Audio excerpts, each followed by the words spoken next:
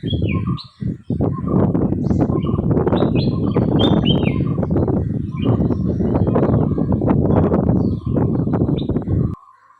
കിച്ചണിൻ്റെ ഇന്നത്തെ വീഡിയോയിലേക്ക് എല്ലാവർക്കും സ്വാഗതം. കഴിഞ്ഞ ദിവസം വീട്ടിൽ നിന്ന് പ്രാർത്ഥനയൊക്കെ കഴിഞ്ഞ് വന്നപ്പോൾ ബത്തേരിയിൽ നിന്ന് കുറച്ച് കല്ലുമക്ക മേടിച്ചത് ഞാൻ പറഞ്ഞില്ലായിരുന്നു.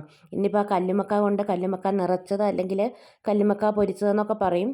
അപ്പോൾ അത് കേട്ടോ ഇന്നിപ്പോൾ ഉണ്ടാക്കുന്നത്. അതുണ്ടാക്കാൻ വേണ്ടിയിട്ട് 1/2 കിലോ കല്ലുമക്ക മേടിച്ചതായിരുന്നേ. സ്കിപ്പ് ചെയ്യാതെ കണ്ടാലേ കല്ലുമക്കായ ഉണ്ടാക്കുന്നത് കറക്റ്റായിട്ട് മനസ്സിലാവത്തുള്ളൂ കേട്ടോ. ഞാൻ കല്ലുമക്കായ ഒരു 2 പ്രാവശ്യം ആദ്യം കഴുകി എടുക്കാൻ വേണ്ടിയിട്ട് ആദ്യത്തെ വെള്ളം ഒഴിച്ചതാണേ. നിറച്ചഴുക്കുണ്ട് ഇതിൽ. ഇതൊരു മീഡിയം സൈസുള്ള കല്ലുമക്കായ. ഇവിടെ ഒന്നും അങ്ങനെ കല്ലുമക്ക കിട്ടാറില്ല കേട്ടോ. വല്ലപ്പോഴും ഒക്കെ ഇതുപോലെ രാത്രിയാകുമ്പോൾ വണ്ടിക്കാർ കൊണ്ടുവരുമ്പോഴാണ് ഇങ്ങനെ കല്ലുമക്കയൊക്കെ കിട്ടുന്നത്. ഈ കഴുകി വരുമ്പം ഇതിൻ്റെ പുറത്തേക്ക് നിൽക്കുന്ന ഇതുപോലത്തെ അഴുക്ക് ചിപ്പി പോലത്തെ സംഭവങ്ങളൊക്കെ ഉണ്ട് കേട്ടോ.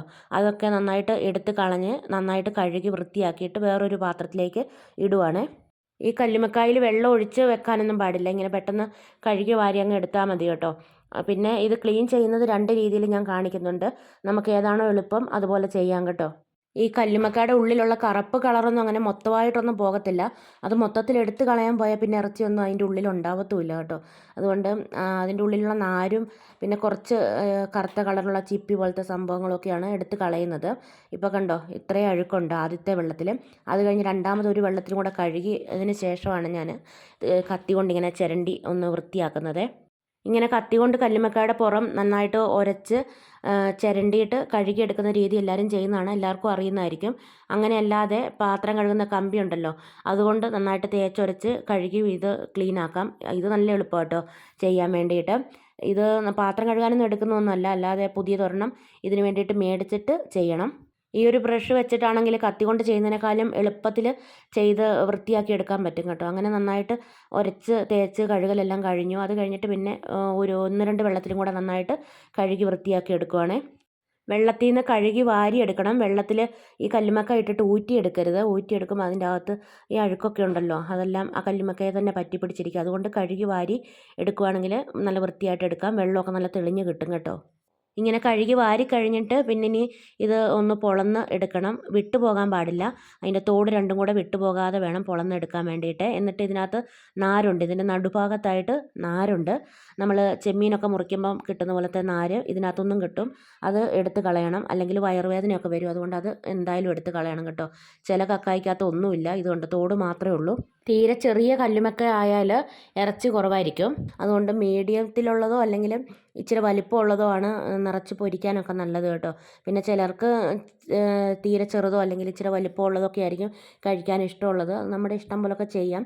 ഇതിൻ്റെ നടുഭാഗത്തായിട്ടാണ് നാരുള്ളത്, അത് എടുത്ത് കളയണം. ഇത് കണ്ടോ, ഇതാട്ടോ അതിൻ്റെ നാര്.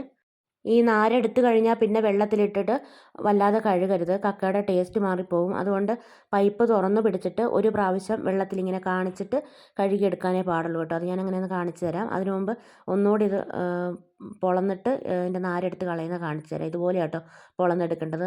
2 ഭാഗം തോട് വിട്ടു പോകാതിരിക്കാൻ പ്രത്യേകം ശ്രദ്ധിക്കണം. എന്നിട്ട് നാരൊക്കെ എടുത്ത് നന്നായിട്ട് കളഞ്ഞതിന് ശേഷം പിന്നെ ഇതുപോലെ പൈപ്പ് തുറന്ന് പിടിച്ചിട്ട് കൈ വിരൽ വെച്ചിട്ട് തള്ളവിരൽ വെച്ചിട്ട് ഒന്ന് ഉരച്ചൊരച്ച് മെല്ലെ മെല്ലെ ഉരയ്ക്കണം കേട്ടോ. ഇറച്ചി ഇളകി പോകുന്ന പോലെ ഉരയ്ക്കരുത്, അല്ലാതെ ഇറച്ചി മൊത്തത്തിലൊന്ന് കഴുകിയെടുക്കുന്ന പോലെ ഒറ്റ പ്രാവശ്യം ഇങ്ങനെ കഴുകിയെടുത്താൽ മതി.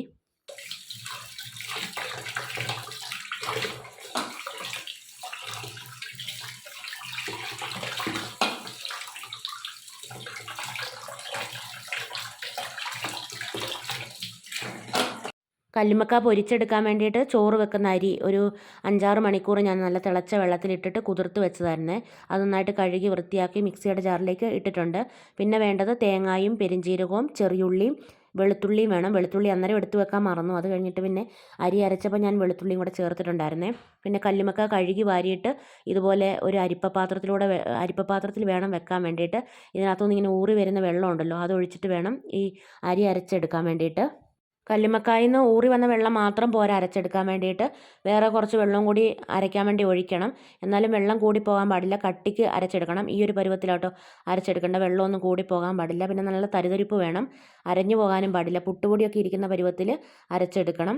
അരി അരച്ചല്ലെങ്കിൽ പുട്ടുപൊടി കൊണ്ടും ഇതുപോലെ തന്നെ ഉണ്ടാക്കാം. പുട്ടുപൊടിയിലേക്ക് തിളച്ച വെള്ളം ഒഴിച്ചിട്ട് ഈ തേങ്ങയും പെരിഞ്ജീരകവും വെളുത്തുള്ളിയും ചെറിയുള്ളിയും എല്ലാം കൂടെ ചതച്ച് ചേർത്തിട്ടും മിക്സാക്കിയിട്ടും ഉണ്ടാക്കാം.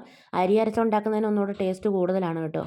ആദ്യം ഞാൻ അരി അരച്ചത് ഒരു പാത്രത്തിലേക്ക് വെച്ചു. അത് കഴിഞ്ഞിട്ട് തേങ്ങയും ജീരകവും പെരുംജീരകമാണേ അതെല്ലാം കൂടെ ചതച്ചതും എല്ലാം മിക്സാക്കി. അത് കഴിഞ്ഞിട്ട് അതിലേക്ക് കുറച്ച് പിന്നെ ഉപ്പും കൂടെ ചേർത്തു. അത് കഴിഞ്ഞിട്ട് പിന്നെ ഇതാ അതിലേക്ക് ഇടിയപ്പത്തിൻ്റെ പൊടിയാട്ടോ, നമ്മൾ പത്തിരിക്കൊക്കെ എടുക്കുന്ന പൊടിയില്ലേ, അജ്മിയുടെ പൊടി ഇവിടെ മേടിക്കുന്നത്, അതാട്ടോ ഞാൻ ശകലം ഇട്ട് കൊടുത്തത്. എന്നിട്ട് നന്നായിട്ട് കുഴച്ച് നമുക്ക് ഉരുള ഉരുട്ടാൻ പരുവത്തിന് കുഴച്ചെടുക്കണം. നമ്മൾ ചോറ് വെക്കുന്ന പുഴുക്കലരി അരച്ചെടുത്തല്ലോ, അതിനൊരു മുറുക്കം കിട്ടാൻ വേണ്ടിയിട്ടാണ് പത്തിരിപ്പൊടി ചേർക്കുന്നത്. അത് കഴിഞ്ഞിട്ട് ഇങ്ങനെ കയ്യിലൊരു ഉരുളയാക്കി എടുത്ത് ഇതുപോലെ കല്ലുമ്മക്കായുടെ ഉള്ളിൽ നിറച്ച് കൊടുക്കണം. നിറച്ചിട്ട് കൈ കൊണ്ടിങ്ങനെ ഒന്ന് വെച്ച് ഷേപ്പാക്കി എടുക്കണം. അത് കഴിഞ്ഞിട്ട് എല്ലാം അപ്പച്ചമ്മിൻ്റെ തട്ടിൽ വെച്ച് നന്നായിട്ട് ആവി കയറ്റി വേവിച്ചെടുക്കണം. 20-25 മിനിറ്റൊക്കെ വേണ്ടി വരും വെന്ത് വരാൻ വേണ്ടിയിട്ട്. നന്നായിട്ട് തണുത്തതിന് ശേഷമേ ഇത് തോട് മാറ്റി എടുക്കാവുള്ളൂ, അല്ലെങ്കിൽ ഇറച്ചി പിന്നെ തോടിൽ ഒട്ടിപ്പിടിച്ചിരിക്കും, മാവിൽ ഒട്ടിപ്പിടിക്കത്തില്ല. നന്നായിട്ട് തണുത്തതിന് ശേഷമാണെങ്കിൽ മാവിൽ ഒട്ടിപ്പിടിച്ച പരുവത്തിൽ കിട്ടും. അതുകൊണ്ട് ഒരു 20-25 മിനിറ്റ് വേവിച്ച് കഴിഞ്ഞിട്ട് നന്നായിട്ട് തണുപ്പിച്ചതിന് ശേഷമേ തോട് മാറ്റി എടുക്കാവുള്ളൂ. അത് കഴിഞ്ഞിട്ട് ഇത് ഫ്രൈ ചെയ്യാൻ വേണ്ടിയിട്ടൊരു മസാല ഉണ്ടാക്കുവാണ്.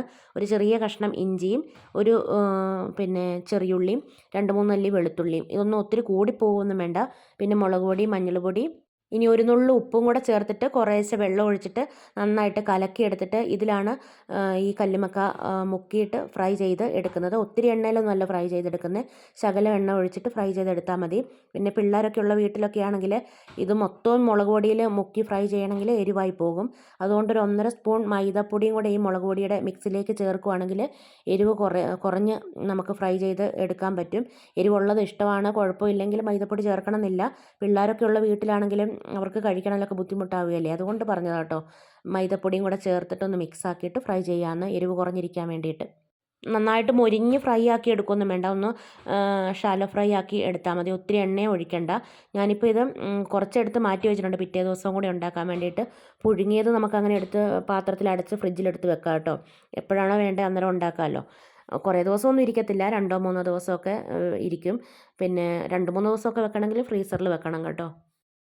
ഞാനിത് വെളിച്ചെണ്ണയിലാണ് ഫ്രൈ ചെയ്ത് എടുക്കുന്നത്. വെളിച്ചെണ്ണയിൽ ഫ്രൈ ചെയ്തെടുക്കുമ്പോഴാട്ടോ കൂടുതൽ ടേസ്റ്റ്.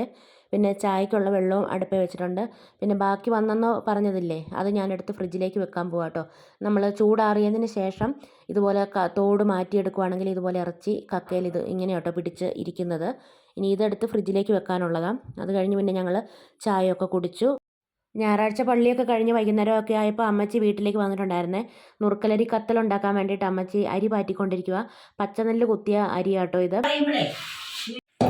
പകല് തിന്നില്ലേ, കളയാതെ തിന്നില്ലേ? കട്ട പിടിക്കില്ലല്ലോ ചോറോ? കട്ട പിടിക്കാൻ ഞാൻ നെല്ലുണ്ടല്ലോ മണ്ടയ്ക്ക്. അതിപ്പോൾ നമുക്ക് അമ്മച്ചി പറഞ്ഞത് പണ്ടൊക്കെ ദോശ, ഇഡലി അങ്ങനത്തെ പലഹാരങ്ങളൊക്കെ കുറവായിരുന്നു. ഏറ്റവും കൂടുതലും രാവിലെ ഈ നുറുക്കലരിയുടെ കത്തലായിരുന്നു ഉണ്ടാക്കിക്കൊണ്ടിരുന്നത്. ഈ ചോറിന് കത്തലെന്നാണ് കേട്ടോ പറയുന്നത്. അങ്ങനെ രാവിലെ ഏറ്റവും കൂടുതൽ ഇതൊക്കെയാണ് കഴിച്ചുകൊണ്ടിരുന്നതെന്നൊക്കെ പറഞ്ഞ് അതാട്ടോ ഇന്നിപ്പോൾ ഉണ്ടാക്കുന്നത്. എനിക്കത് ഉണ്ടാക്കാൻ വലിയ വശമൊന്നുമില്ല, ഞാൻ ഉണ്ടാക്കിയ പായസം പോലെ ആയിപ്പോകും. അതുകൊണ്ട് അമ്മച്ചിയാട്ടോ ഉണ്ടാക്കുന്നത്. ഇത് ചരുവത്തിൽ വെച്ച് പറ്റിക്കുവാണ് കൂടുതൽ സാധാരണ ചെയ്യുന്നത്, അങ്ങനെയാണ്. ഇതിപ്പോൾ സമയമില്ലാത്തതിന് കുക്കറിൽ വെച്ച് വിസിലടിക്കുക. അമ്മച്ചിക്ക് എല്ലാം ഒരു കൈക്കണക്ക്, അതുകൊണ്ട് വെള്ളവും അരിയൊന്നും അളന്നൊന്നും അല്ല എടുത്തേക്കുന്നത്. പിന്നെ ഇതിലേക്ക് പാകത്തിനുള്ള ഉപ്പും കൂടി ഇട്ടിട്ട് 2 വിസിലടിക്കും. അത് കഴിഞ്ഞിട്ട് ഒരു 10 മിനിറ്റ് കഴിയുമ്പോൾ ബാക്കിയുള്ള ആവിയൊക്കെ തുറന്ന് വിട്ട് എടുക്കുക കേട്ടോ ചെയ്യുന്നത്. ഊറ്റിയൊന്നും അല്ല എടുക്കുന്നത്, വെള്ളം പറ്റിച്ചെടുക്കണം, അതിനാണ് ടേസ്റ്റ്. ചരുവത്തിൽ വെച്ചാലും കുക്കറിൽ വെച്ചാലും വെള്ളം പറ്റിച്ചാണ് എടുക്കുന്നത്, അങ്ങനെയാട്ടോ ടേസ്റ്റ് ഉണ്ടാവുന്നത്. ഒരു വിസിലടിച്ചിട്ടാണോ? ഒന്നല്ല, രണ്ടടിച്ചോട്ടെ. രണ്ടടിച്ചിട്ട് അത് തുറന്നിട്ട് എടുക്കണം, അതിന് ഒറ്റ അടപ്പേ ഉള്ളൂ. ഇതെന്തായിരുന്നു? ഇന്നിപ്പോൾ ഈ ചോറിൻ്റെ കൂടെ കഴിക്കാൻ വേണ്ടിയിട്ട് ഇറച്ചിക്കറി ഉണ്ടായിരുന്നു, പിന്നെ സാലഡും ഉണ്ടാക്കിയിട്ടുണ്ടായിരുന്നേ.